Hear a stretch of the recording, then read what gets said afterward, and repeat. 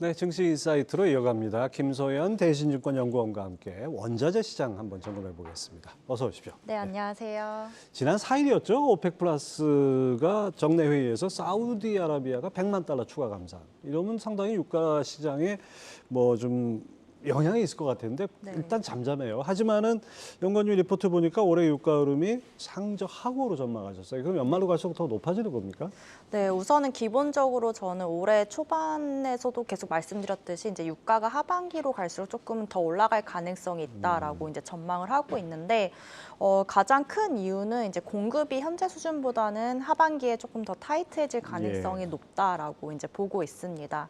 우선 첫 번째로 지금 원유 시장에서는 이제 오펙 플러스 회의 이후로 조금 시장에 대해서의 그 반응은 조금 미미하긴 하지만은 그래도 저는 이번 회의에서의 그런 임플리케이션은 결국에는 사우디는 이제 유가를 어느 정도 이제 올리겠다라는 의지를 보여줬다라고 생각을 하고 있기 올린다기보다는 좀 때문에. 지지하겠다는 의지가 강한 것 그렇죠. 같아요. 네, 이제 결국에는 이제 뭐 60달러대까지 떨어지는 거는 좀 방지하겠다라고 예. 하고 있기 때문에 이제 오펙 플러스에서 만약 유가가 더 떨어진다라고 했었을 때는 저는 충분히 이제 추가 감산할 가능성이 있다라고 생각을 하고 있어서 우선 오펙 측면에서는 이제 공급이 현재보다는 줄어들 것 같다라고 예상을 하고 있고요. 예. 그다음에 두 번째로는 항상 이제 뭐 시장에서 말씀을 물어보시는 게 이제 셰일 쪽은 근데 왜 예, 지금 이렇게 그렇죠. 안 올리냐, 생산량 안 늘리냐라고 하고 있는데 지금 셰일 쪽에서도 이제 미래에 대한 그런 신재생 에너지에 대한 쪽 그리고 이제 원래 기본적으로 조금 캐펙스 투자를 많이 했기 때문에 생산량 자체를 적극적으로 늘리지 않고 있는 상황입니다. 예. 그리고 실제로도 지금 생산량 자체도 정체가 되어 있고 앞으로 약간 미래의 이제 원유 생산량을 예측할 수 있는 이제 시출 이구수도 지금 7주 연속으로 감소를 하고 있기 예. 때문에 셰일 쪽에서도 조금 늘리기 쉽지 않다라는 게 포인트고 그다음에 이제 마지막으로는 이제 러시아 쪽이 조금 불확실하고 한 상황이긴 예. 하지만은 이제 러시아가 뭐 지금 가격 상한제가 이제 장기화된다거나 아니면은 이제 유럽 쪽에서는 지금 원유 수출 자체도 수입 자체도 이제 금지를 하고 있기 때문에 그런 영향력을 감안을 한다면은 공급 자체가 조금 더 타이트해질 가능성이 있다라고 생각을 하고 있고 반면에 조금 이제 유가를 올릴 수 있는 요인은 결국에는 이제 수요에 달려 있다라고 예. 생각을 하고 있고요. 이제 그 수요 역시 이제 OECD보다는 이제 중국 쪽에서 기대해야 되지 않나라고 예상을 하고 있습니다. 예, 그렇군요.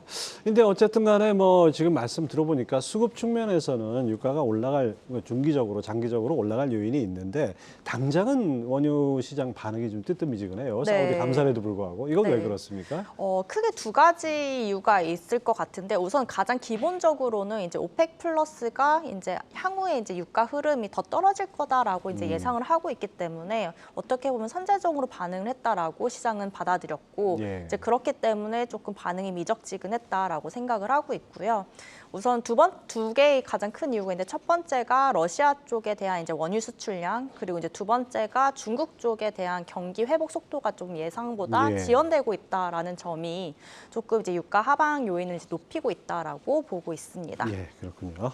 자, 우리 김소연 연구원 리포트를 보니까 원자재 섹터 내에서 비철금속, 에너지, 귀금속, 농산물 순으로 가격 하락폭이 컸다 이렇게 말씀해 주셨는데요.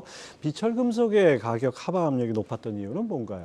5월 달에는 이제 비철 금속이 상대적으로 많이 수익률이 부진했다가 최근 들어서 다시 이제 올라오고 있는 모습이 나타나고 있는데 네, 지금 이게 그래프로 나오네요. 지금 떨어진 게 비철금속 지수는 지금 마이너스 한 8% 정도 되는 거네요. 네, 그 정도 이제 떨어졌다가 이제 6월 들어서 조금 회복이 되고 있는 상황인데, 예. 그러니까 그 이유가 결국에는 비철 금속은 이제 수요단의 영향을 가장 크게 받고 있는 게 아닐까라고 생각을 하고 있습니다. 우선 기본적으로는 이제 올해 상반기 그리고 1분기를 보면은 이제 뭐 연준의 통화 정책에 대한 불확실성, 그리고 이제 정책 관련해서도 이제 부채 한도를 이제 이걸 그 부채 한도를 이제 연기를 할 수 있는지 여부에 대해서 이제 불확실성이 있다 예. 보니까 기본적으로 이제 미국 유로존에 대한 이제 경기 불확실성이 있었던 상황, 거기에 덧붙여서 생각보다 중국의 실물 지표들이 이제 부진하게 결과가 나오기 시작을 하면서 비철금속 쪽에 대한 수익률이 부진을 했고 이제 최근 들어서 조금 반등하기 시작한 이유는 이제 중국 정부가 워낙 이제 경제 지표가 안 좋다 보니까는 예. 조금 완화적인 통화 정책을 할 가능성이 이제 높다라고 이제 보고 있어서 그래서 그래서 그런 기대감들이 이제 다시 가격을 조금 이끄는 요인으로 좀 작용하지 않았나라고 보고 있습니다. 네, 5월 달에 비철금속 가격이 뚝 떨어진 그 요인을 거꾸로 뒤집으면 하반기에 비철금속 가격이 오를 수 있는 요인이 되겠죠? 네.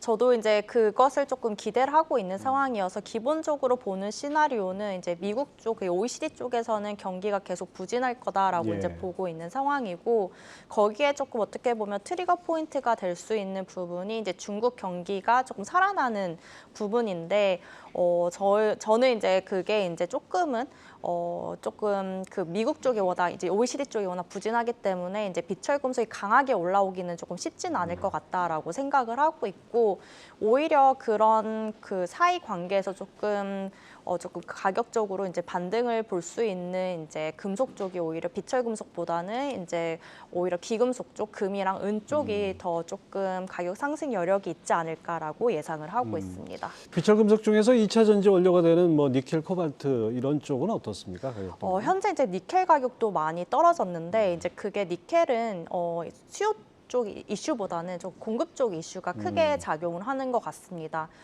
이전에 이제 그 과거에 이제 그 중국 칭산사에서 이제 예. 니켈 저등급을 이용해서 이제 고등급을 만들 수 있는 기술이 있다라고 이제 발표를 했었을 때도 이제 조금 니켈 가격이 많이 떨어졌었는데 실제로 지금 이게 이제 LME 거래소, 그러니까 결국 런던 거래소에서 이게 이제 표준화된 거래로 조금 받아들이려고 하는 노력들이 나타나면서 이제 결국에는 생각보다 2차 전지 수요가 늘어나도 공급단에서의 그런 공급 부족 이슈가 불거지진 않을 수 있겠다라는 게 조금 이제 가장 큰 이슈로 작용을 했고 그게 조금 니켈 가격에 많은 하방 압력을 이제 높이고 있는 요인이다라고 보고 있기 때문에 공급 쪽 이슈가 단기간 내에는 조금 부족해질 가능성은 없기 때문에 저는 니켈 쪽은 여전히 좀 가격이 하향 안정화되는 모습이 나타날 것 같다라고 보고 있습니다. 예, 인플레의 한 원인이 됐던 아주 고원자재 그런 상황은 지금은 아닌 것 같습니다. 자, 최근 이제 금 하면은 뭐 인플레 해치 수단이고 네. 구리 하면은 뭐 경기 바로미터다, 뭐 닥터 코퍼다 이런 얘기까지 하는데 동반 하락했어요. 그럼에도 불구하고 연구원님 그 보니까 구리보다는 금 가격 상승 가능성을 높게 보셨어요. 이 이유가 뭡니까? 우선은 저는 이제 금 가격이 더 좋아 보일 것 같다라고 예상을 하고 있는 게 이제 첫 번째가 이제 연준이 통화 정책이 전환될 가능성에 네. 대해서 무게를 두고 있고 그렇기 때문에 달러도 지금 현재 수준보다는 조금 약해질 가능성이 있다라는 점. 그리고 이제 방금 전에도 이제 고물가 관련해서도 말씀했듯이 이제 물가도 조금 상대적으로 조금은 안정화되고 이제 금리도 조금 어떻게 보면 안정화될 가능성이 있다라고 생각을 하고 있어서 그런 측면에서는 금 투자 환경에 매력적이다라고 생각을 하고 있고요. 실제로도 이제 지표로 볼 수 있는 부분이 이제 ETF 금 보유량인데 ETF 금 보유량도 지금 4월 이후로 계속해서 지금 금으로 이제 유동성이 유입되는 모습이 예. 나타나기 시작을 했다라고 참고로 하시면 되실 것 같고요. 그래도 저는 이제 가장 관건은 이제 안전자산에 대한 기본적인 수요가 이제 결정할 것 같다라고 예. 이제 보고 있습니다. 그러니까 그게 이제 뭐 경기 둔화, 그러니까 선진국의 경기 둔화가 이제 안전자산에 대한 수요를 높일 수 있는 요인으로 작용을 할 수 있을 것 같고. 그다음에 지정학적 리스크도 이제 결국에는 안전자산에 대한 수요를 높이는 요인. 그래서 중앙은행들도 최근 들어서 계속해서 금을 매입하는 부분도 이제 결국 이를 이제 서포트해주는 방증이 아닌가라고 예상을 하고 있습니다. 지금 말씀하신 대로 뭐 신흥국 중앙은행들의 금 매입 그리고 뭐 연준의 금리 인상 사이클 종료에 따른 달러 하반기 약세 흐름 이런 것들이 이제 금 가격을 높이는 요인이어서 사상 최고치 경신한다 이런 예상이 있는 반면에 연구원님 리포트 보니까 금 가격이 역사적 고점을 넘을 동력은 약하다 이렇게 보셨어요. 네, 가장 크게 이제 비교를 해야 될 시점이 이제 역사적 고점을 기록했던 2020년 8월과 이제 비교를 해야 될 것 예. 같은데 우선은 그때 당시에 달러가 급격하게 한 20% 정도 빠졌었던 상황인데 현재는 저희 하우스에서도 이제 약세로 전환되긴 하겠지만은 약세에 대한 그 선이 이제 하방선이 높게 이제 유지될 가능성이 있다라고 보고 있어서 달러 측면에서도 조금 금 가격이 역사적 고점을 넘어서긴 쉽지 않을 것 같다라고 생각을 하고 있고요. 그리고 이제 두 번째로는 그때 그 실질 금리 측면으로 놓고 보았을 예. 때도 이제 마이너스권을 기록을 했었는데 하반기에는 그렇게까지는 떨어질 가능성이 적다라고 보고 있습니다. 예. 중앙은행 금매입량이 상당히 늘어났다 이런 보도들이 좀 많았고요. 실제 저 그래프에서도 나오듯이 지금 많이 늘어난 추세였는데 이런 걸로는 어떻게 크게 뭐 금시세를 바꿀 만한 요인은 안 되죠? 중앙은행들이 이제 전체 금 수요에서 차지하는 비중이 한 15% 15%. 정도라고 네. 이제 보시면 되실 것 같고요. 근데 이제 금에 대한 가격을 결정 요인들이 여러 요인들이 있는데 중앙은행들이 이제 금 매입하는 거는 이제 플러스 요인은 될 수는 있지만은 나머지 부분 결국에는 투자 환경이 좋아져야지 금 가격이 조금 전고점을 넘어설 수 있지 않을까라고 예상을 하고 있고, 근데 그런 거를 이제 볼 수 있는 부분이 결국 ETF 쪽, 그 다음에 투기적 자금 주의, 그리고 플러스해서 저는 또 중요하게 생각하는 게 이제 장신구 쪽에 대한 수요도 조금 네. 중요하게 생각이 되는데 이제 그런 부분이 결국에는 매크로 환경에 영향을 더 받는다라고 보고 있습니다. 예. 자, 또 하나 이거 빼놓을 수 없는 게 농산물 관련해서 올해 이제 슈퍼 엘니뇨가 온다. 뭐 네. 이런 얘기들이 있으니까 엘니뇨 영향을 받는 지역 가뭄으로 인해서 특히 이제 커피나 설탕 이런 뭐 어떻게 보면 우리 필수품 같은 이런 농산물 가격이 상당히 뛸 것이다. 뭐 이런 예상이 있습니다. 네. 이 에그플레이션 가능성 이까지 점쳐지는데 어떻게 보십니까? 저는 우선은 지금 엘니뇨의 영향은 초입 단계다라고 이제 말씀을 드리고 싶고, 그렇기 때문에 엘니뇨가 이제 하반기 그리고 미국 기상청에 따르면은 내년도 이제 1, 2월까지도 엘니뇨의 영향권에 이제 진입할 가능성이 있다라고 생각을 하고 있기 때문에 엘니뇨가 어떻게 조금 현실화될지는 모르겠지만은 이제 기상청의 예상에 따르면은 엘니뇨 영향을 받는 지역, 뭐 동남아 지역이라든지 아니면 이제 브라질 북부 지역은 조금 더 공급 차질 우려가 더 악화될 가능성은 예. 있다라고 생각을 하고 있고요. 그래서 이제 최근 들어서 농산물 가격도 좀 많이 뛴 상황이고, 관련해서도 이제 팜유도 이제 영향을 받다 보니까 예. 대두유도 가격이 상승을 하고, 또 이제 곡물 쪽도 이제 가격이 올라오는 모습이 나타나고 있다라고 이제 보고 있습니다. 그래서 저는 이제 이런 기상 악화에 따른 농산물 쪽에 대한 가격 상승은 조금 충분히 가능성은 있다라고 생각을 하고 있고, 플러스해서 이게 이제 보통은 이제 농산물이 소프트가 먼저 가격이 올라가고 말씀드렸던 것처럼 이게 파급 효과가 발생이 돼서 나머지 이제 곡물 가격도 좀 올라오는 모습이 나타나고 있기 때문에 지금 현재 여름 그리고 이제 올해로 놓고 보았을 때는 이제 농산물 가격에 조금 더 주목해야 되지 않을까라고 보고 있습니다.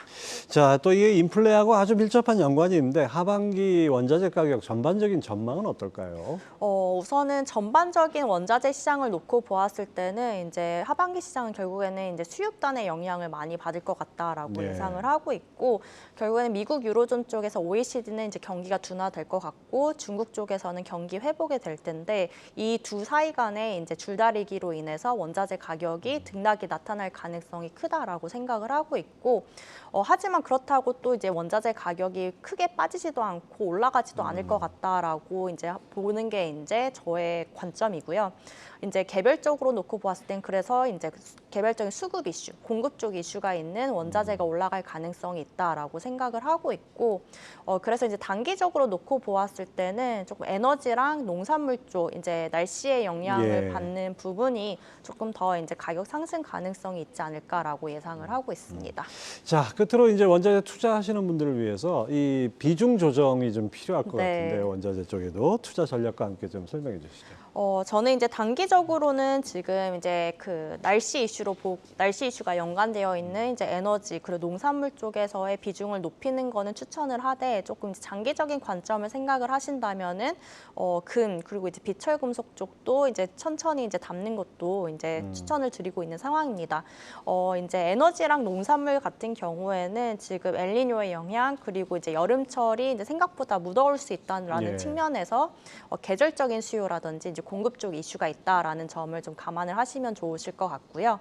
그다음에 이제 금 같은 경우에는 이제 경기 둔화 사이클 시기에 이제 보통은 가격이 올라가는 상황이기 때문에 뭐 다른 안전자산, 뭐 채권이라든지 뭐 달러에 비해서는 전 충분히 매력도가 있다라고 생각을 하고 있기 때문에 금에 대해서는 계속해서 매수하는 전략 추천을 드리고 있습니다. 예, 말씀 잘 들었습니다. 대신증권 김소연 연구원 함께했습니다. 감사합니다. 자.